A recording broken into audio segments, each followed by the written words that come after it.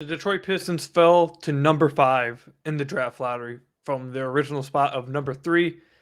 What's our reactions? How are we feeling? Is it actually an okay thing that happened? Is it actually a good thing? We'll talk about all of that on today's episode of the Locked On Pistons podcast. You are Locked On Pistons, your daily Detroit Pistons podcast. Part of the Locked On Podcast Network. Your team every day.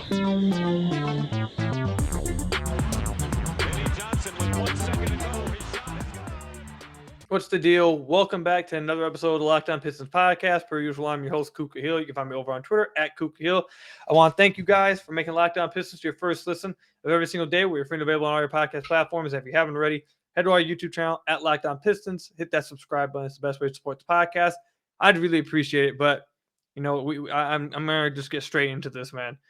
So the lottery happened. I think we all know that. And as the Pistons moved up to number 1 last year and got Cade Cunningham, the Pistons have fallen to 5th after the lottery this year. They had the third highest odds. The Sacramento Kings jumped them, and they fell to 5th. So, how am I feeling? I'm not feeling great. Not feeling great. Let me preface what I'm about to say. My God, my hair does not look good right now. My bad. I looked at myself in the camera real quick. Let me preface what I'm about to say real quick by saying this, just so everyone understands completely what I'm saying. Because we did a live stream. By the way, if you missed that, go check it out. It was a lot of fun. I had a lot of fun answering you guys' questions live and talking with all you guys. It was a lot of fun. We did a live stream on the YouTube channel last night, immediately after the lottery. I obviously was on the Locked On live reaction as well. The live show that they were doing for the lottery, I was on there. But yeah, we did a live stream on the YouTube channel, and I was talking with a lot of you guys, and something that I seen that has just become a big misconception of where I'm at is this: can the Detroit Pistons still get a great player at number 5? Yes. Is it possible you can get a great player at number 60? Yes, it's happened. You can get great players wherever the draft, wherever you pick at. And if Troy Weaver, and that this is indeed his calling card is about talent evaluation and the draft, then I understand why people will feel like, well, we have to trust Troy and hope that he gets the best player possible because that's supposed to be his calling card. That makes complete sense. I understand that. But the point is that the Pistons tanked all season to get a top pick. They had the third highest odds in the draft. They fell 2 spots. They've moved up 1 time with their own pick. I believe I saw something like the last 30 years, they've moved up 1 time with their own pick, and it was with Cade. They've fallen down multiple times, like over and over and over. It is a disappointment that this happened. This sucks. The Pistons were trash all year. They tanked this year to get another cornerstone. Now, is it possible that they could get another cornerstone at 5? Yes, it is possible. It's possible they could have got it at 7, 8, 9, 10, 11, 12. It's possible anywhere you draft that you could possibly get a cornerstone. But can we just be realistic for a second that the odds go lower and lower and lower as the pick you go? Now, again, I'm not saying they can't get a cornerstone at number 5. I'm not saying it's impossible they won't get a great player at 5. They very well could. I'm rooting for that. I hope so. I want the Pistons to be good. I want them to win a championship. Like I want that to happen. However, in my opinion, what I've done thus far and the people I've talked to and the things I've read, I wanted a top 3 pick. The top 3 pick is where the cornerstone guys were. And I wanted a cornerstone. The Pistons had the third highest draft picks, or the draft odds. They fell. That right there is a disappointment in itself. The fact that people can't be disappointed that the team fell to 5th is kind of absurd to me. And I feel like that's a lot of things going on in the Pistons community right now. So where I'm at with it is that it sucks. I really wanted to get a top 3 pick. It sucks that they fell. It looks like that they're probably going to go, and we'll talk about this a little bit more later and what this means, but I think this probably means they're going to end up going guard or wing. The big guys are not going to be there unless one of them slips, and if that's the case, I'd be happy as ever, but I don't think that's going to happen. In my opinion, thus far, my mind may change. I probably will, happy-go-lucky it and talk myself into something by the draft. But as of right now, from what I understand, I do not believe there will be a cornerstone player at number 5. They may very well be a really good player. They may pick a really nice player. But I'm tired of the Pistons only having really nice players out of the draft. I want the Pistons to get cornerstones. I want them to win championships. And in my opinion, the best way they're going to do that is in the draft. And in my opinion, right now, the top 3 guys are where the cornerstones were. So the fact that the Pistons fell out that top 3 when they originally had it after losing all year, it sucks. It sucks. Is the franchise done? No. Is the franchise being set back years upon years? I mean, it depends. If they pick a trash bag at 5, then yeah, that would set them back a few years. But just sliding the 5th, does that set them back years? No. But even with that, it sucks. It sucks that they fell to 5. It sucks that they didn't get the top 3 pick. It sucks that they fell from their original spot. If they would have just kept their spot, we all would have been fine. They would have got one of Jabari, Chet, or Paolo. Now they don't get any of those guys, and now we're gonna be talking about a lot of guards. I feel like, and a lot of wings. So I know a lot of you guys really like Jay and Ivy though. So the one good thing though, the one good thing I can find out of this is that we are going to have a ton of episodes on the podcast the next month talking strictly deep dives into prospects. Because now at 5, there's so many different prospects that possibly could happen at that point. You had top 3 pick. I feel like you really were only looking at like maybe 3 guys, really. At 5, you're looking at a lot of different guys that the Pistons could possibly go with. So we're going to have a lot of different episodes talking about a lot of different guys, and that's going to be a lot of fun. We're going to have a lot of draft guys on here, and that will be a lot of fun. But falling to 5 in and of itself and missing out on the chance to get Chet or Paolo or Jabari, that sucks. It really does. That sucks, and I'm definitely disappointed. It's not fun. But all right, so what is there any questions that were answered from the lottery tonight? What can we take away from the lottery, the results of the Pistons falling? We'll talk about that when we come back. But first, I have to tell you guys about one of our sponsors, Athletic Greens. This partner is a product that I use every single day. I started taking AG1 because I wanted to feel better. I didn't have a lot of time to take all these different vitamins and all these different pills. I want to have better gut health. I want to have more energy. I want to optimize my immune system, all these kind of things. And Athletic Greens is the perfect place to do it. I've been on it for a few weeks now, and I absolutely love it. It doesn't taste like it's super healthy. It's kind of a mild tropical taste I actually look forward to having each morning.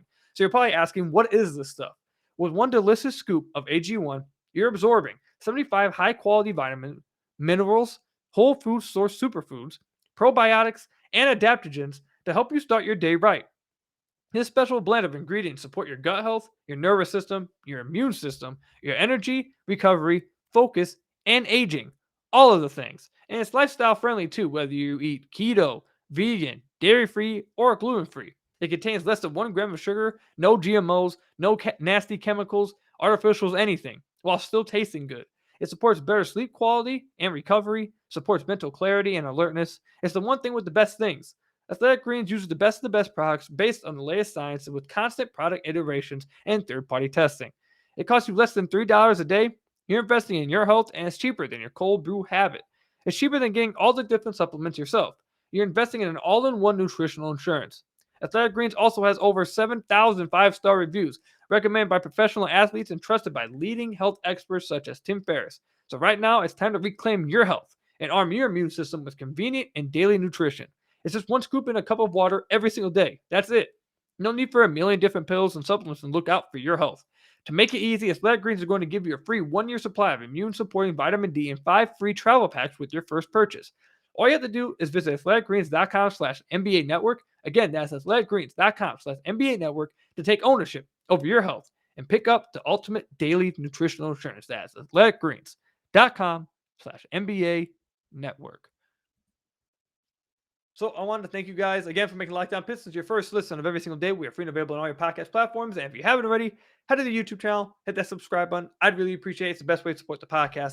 And again, if you guys missed out on the live stream, it's on the YouTube channel as a regular video. You guys can go back and rewatch it. Obviously, it won't be live. It was live when it happened, but you guys will be able to rewatch it. It was a lot of fun. I had fun answering all you guys' questions. I really did think it was a lot of fun. We might do some more of those things in the future because we had a nice audience for it and a lot of questions, a lot of interaction. I really liked it. So check it out if you haven't already. But so yeah, man, the Pistons fall to 5. So what does this mean? We had a podcast last week talking about questions that could be answered by the results of the draft lottery. And I'm not going to lie. Now that's happened, I don't know how many questions I actually answered. Like I was expecting a lot of answer or questions to be answered. However, I don't know if a lot of questions are answered now because you know it's likely that they're probably going to go a guard or wing. But I also don't know if that means Jeremy will be staying with the Pistons. I don't know if that means they'll extend him. Another thing that happened in the lottery is Portland ended up with number 7.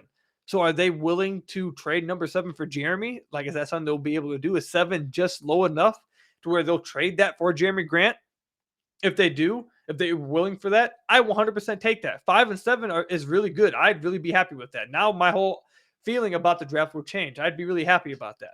But in just the Pistons falling to 5, I don't know if that answered any questions now. I thought it would, but it didn't.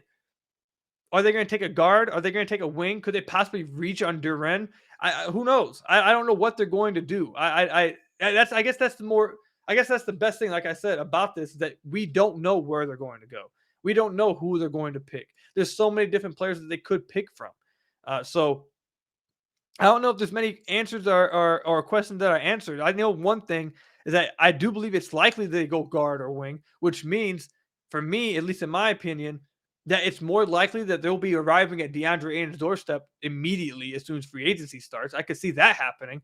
I saw that happening probably even with the top 3 picks, even if they ended up with a big man, but especially now that it doesn't look like they're going to be getting a big man in the draft unless some trades pop off and they move up or something, or one of the big guys slide to 5, which I highly doubt happens. That would be amazing for me, but I doubt that happens.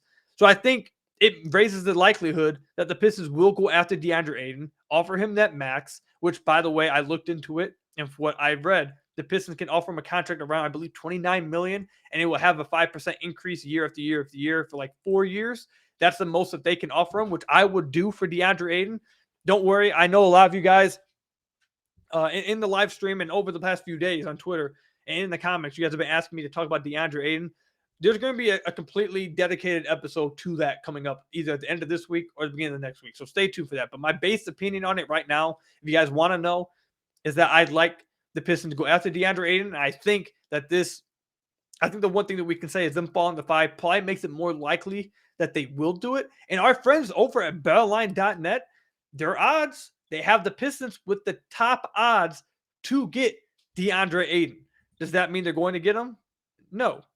But I thought it was pretty cool that our friends over at BetOnline, who continue to support the podcast and the Locked On Network, went out there and had the Pistons number 1 to get DeAndre Ayton. But back to the lottery. Yeah, man, it's just I don't think they answered as many questions as we all thought. If there's some questions that you guys feel like it answered, let me know in the comment section down below, or you can tweet me over at Kuka Hill. But yeah, man, I'm leaving. I honestly left the lottery more confused and with more questions than I thought I would. Maybe it's because I didn't. Maybe I don't know. I didn't look at it like this. I guess maybe I should have looked into it a little bit more. Maybe I should have felt like this beforehand. But now I've left with so many questions. Like, who are they going to get? What does this mean for Killian Hayes if they get a guard? Like, are they out on Killian? Do they go? I just saw. I forget what place. It was a popular, newspaper company or whatever, website that, like Bleacher Report, something like that. It wasn't Bleacher Report, but a place like Bleacher Report just came out with their mock draft, and they have the Pistons taking AJ Griffin, and he's a wing player. So if they get a wing, does that mean they believe in Killian? Does that mean they want to try with Killian again, possibly? Who knows? Do they want to go guard and then go big in free agency?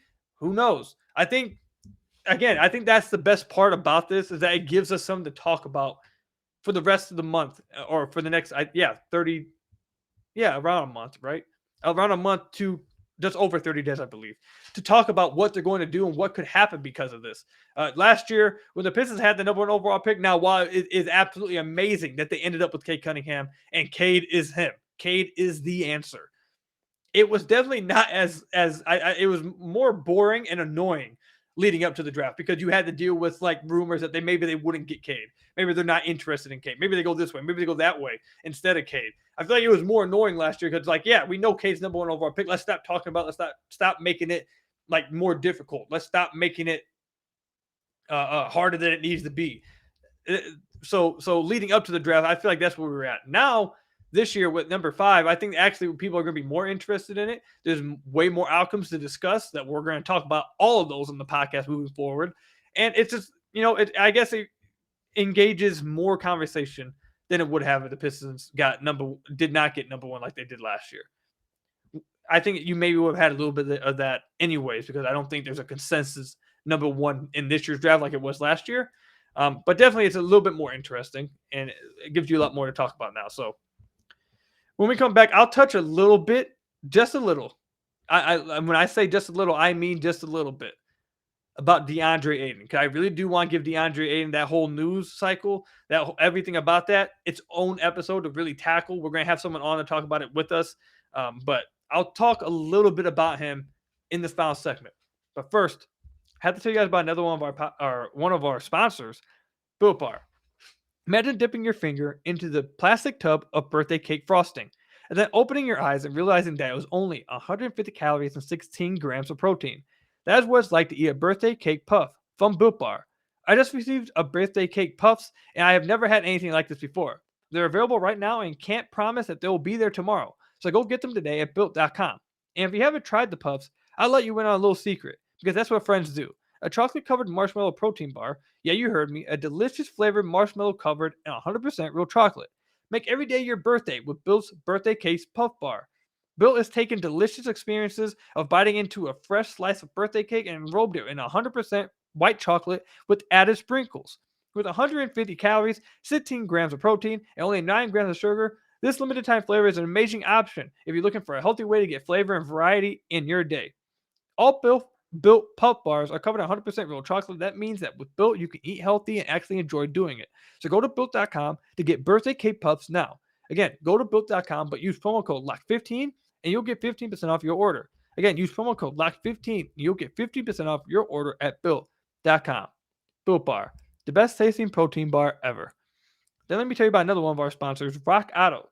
With the ever-increasing numbers of makes and models, it's now impossible for your local chain auto parts store to stock all the parts available that you need.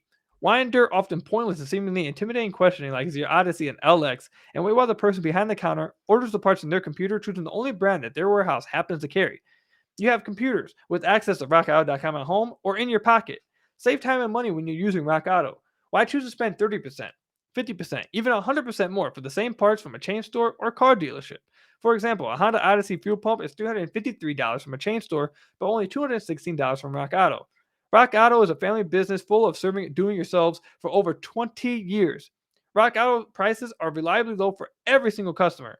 They have everything you can need: brake parts, tail lamps, motor oil, even a new carpet. Go explore their easy-to-use website today to find the solution to your auto part needs. So go to rockauto.com right now and see all the parts available for your car or truck. Right, locked on in their How Did You Hear About Us box, they know that we sent you. Amazing selection, reliably low prices, all the parts your car will ever need. RockAuto.com. So I want to thank you guys again for making Locked On Pistons your first listen of every single day. We are free and available on all your podcast platforms. And if you haven't already, head to our YouTube channel at Locked On Pistons. Hit that subscribe button. I'd really appreciate it. It's the best way to support the podcast. But yeah, man, it's a disappointing night for me, man. Disappointing night. Before the lottery, I went to go hoop, and I didn't have a great night, and I didn't play that great tonight, and I was just in a bad mood, man. I came home, I was like, man, you know what? My mood is going to be lifted because of the results of this lottery. The Pistons are either going to stay at 3 or they're going to move up, and I'm going to be happy. I'm going to forget about everything that happened today because I didn't have a great day. So not only did I not have a great day, then the Pistons fall to 5. My hopes and dreams of having either Chet, Paolo, or Jabari, gone just like that. So to stack onto my day, I had to deal with that. So I'm not happy recording this podcast. I'm not happy. I'm not having fun.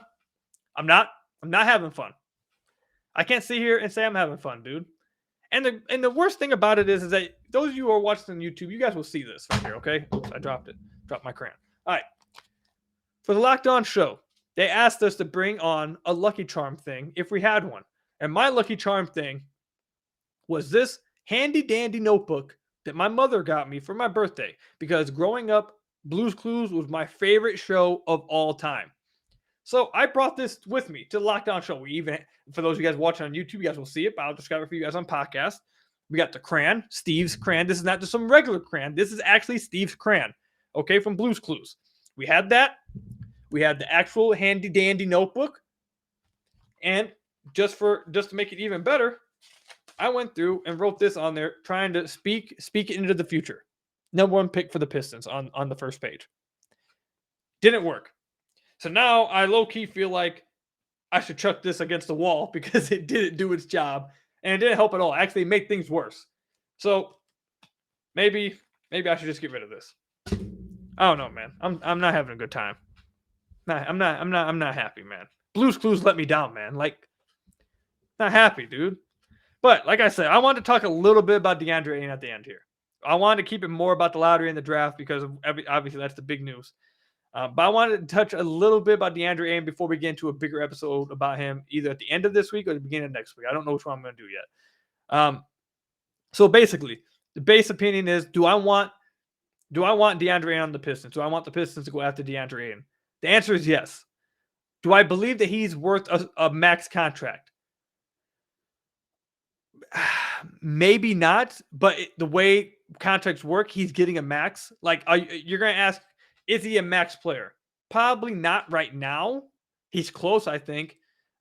He's probably not right now, but that's not how the NBA market works. The dude's up in a free agent class where he's likely the best free agent if you're taking out Zach LaVine, who isn't really possible for the Pistons. He's probably the best free agent for them. He is going to be sought after by many, many, many, many teams. Many teams are going to offer him the max. And especially as a restricted free agent, you have to offer him a contract that you hope that the Suns will not match. And that means the max. So would I be willing to offer him the max? Yes. I haven't been talking about DeAndre a lot in the podcast. I've told you guys this before. I didn't think it was actually possible that the Pistons could get him. I didn't think he was a realistic target in free agency. However, with the way Phoenix flamed out, with the reports that he's unhappy, with what we saw on the bench where it looked like he's basically telling Monty, I can't give the ball to myself, and with reports saying that he declined to go back into the game, with the way Monty, when I say Monty Williams, the coach of the Phoenix Suns, the way Monty answered about why he didn't play, saying it's an internal issue, the way Devin Booker and Chris Paul answered questions about DeAndre after the loss, it makes me think that things aren't all sunshine and rainbows. And the fact that they didn't give him an extension before the season, combine all of this that just recently happened with the way they left the playoffs, I now believe of the belief that he is actually attainable. And I think he actually is not going to be on the Phoenix Suns now. Before, I thought he would. I thought the Suns were going to go to the finals, maybe the Western Conference Finals, go to 7 with the Warriors and lose. But either way, I definitely thought that their season would end at a high note somewhat. I didn't think it would end like this. So now the fact that it ended like this with all the stuff that's coming with it, I think he's capable of being signed by the Detroit Pistons. And I would love it. I think him and the pick and roll between him and Cade, the duo right there, would be absolutely fantastic. He is an incredibly gifted offensive player. He wasn't getting the ball a ton in Phoenix because he sacrificed his touches to be a championship level team with Chris Paul and Devin Booker, which he should be given credit for. But I think something the Pistons can offer him, which would be a little bit interesting to him, I think, is the possibility to have increased touches, to be a featured part of an offense. And I think the Pistons would want that for him, and I think he's capable of that. He's an incredibly gifted offensive guy, dude. He has incredible touch around the rim. I think he has another level that he can unlock. I think he was being, I don't want to say he was being held back. That's the wrong word. But he was one of the guys sacrificing to the top guys in CP and Devin Booker to try to win a championship. He was sacrificing for that. And the fact that a 22-year-old was so willing to sacrifice that and be quiet all year with the team that just refused to give him a contract after making the finals last year, a team that didn't want to give him an extension, a team that didn't want to, make him feel important. He stayed quiet all year, put his head down, went to work, and tried to make the Suns the best team possible. They won 64 games. Sadly, they went out in the second round, but I respect that. And I think that says that he knows and he believes that he has another level that he could do. He has another level that he can unlock, and he can do more for an offense. That's kind of part of his frustration in the video that's going viral on him on the bench during the Suns' blowout loss to the Dallas Mavericks. So, again, we're going to go into a full-blown episode where I talk about everything he's good at. We're going to go up. Obviously, we'll bring up his synergy charts, bring up what he averaged, bring up some of his weaknesses, his strengths. We'll talk to some Suns people possibly. Like, we'll do all of that in future episodes, but I just want to touch a little bit about where I'm at with DeAndre Ayton. I think he's a fantastic player. He's not Luka. Obviously, he got drafted in that same draft class. Should he have been the number one overall pick? No. But I think he's a fantastic player with all-star potential. I think I think outside like the top 5 big man, he's right there. I think he's right there after that. He's not in the tier 1, but I do think he's in tier 2 with the ability and the potential to get into tier 1. And even if he doesn't get into tier 1, I would be comfortable paying him a $28 million contract with raises to 5% each year. I would be comfortable with that. I don't think that's completely destroying your cap space, especially if you're getting rid of Jeremy in the process of doing that. I think you're making some cap space. I don't think that's completely ruining your cap space. You have to pay good players. I don't think that holds them back too much. Obviously, it takes up a decent chunk, but I don't think it's like, Blake Griffin's contract or Josh Smith's contract back in the day. I don't think it's going to do something like that to the Pistons. And I think he's actually a great player. Maybe not a superstar, but I think he's a great player. And I'd like to see him on the Pistons. I think him and K would do fantastic things together, along with Killian. I think they would be fantastic together. I think DeAndre Ayton has another level to unlock offensively. I think he's a really talented guy that has the ability to do more than he was showing in Phoenix when he was sacrificing to be a championship team behind CP and Devin Booker. But that's where I stand with that. Let me know what you guys think about DeAndre Ayton and whether the Pistons should go after him in the comment section down below or over on Twitter at Kuka Hill. That's all I've got for you guys today. Thank you for making Locked On Pistons your first listen of every single day. We are free and available on all your podcast platforms. If you haven't already, head to our YouTube channel. Hit that subscribe button. It's the best way to support the podcast. Again, I'd really appreciate that. Until the next podcast, I'll see you guys then. Tough night. Disappointing night, man. But again, Troy Weaver can still knock it out of the park. He just has to make the right selection. But man, I'm really disappointed that we're not going to get one of those top 3 guys. But it is what it is. Hopefully the Pistons still get a great player at number 5. Hoping for it. Until the next podcast, we'll probably talk more about the lottery on the next podcast. But until then, we'll see you guys later. Peace out and stay safe.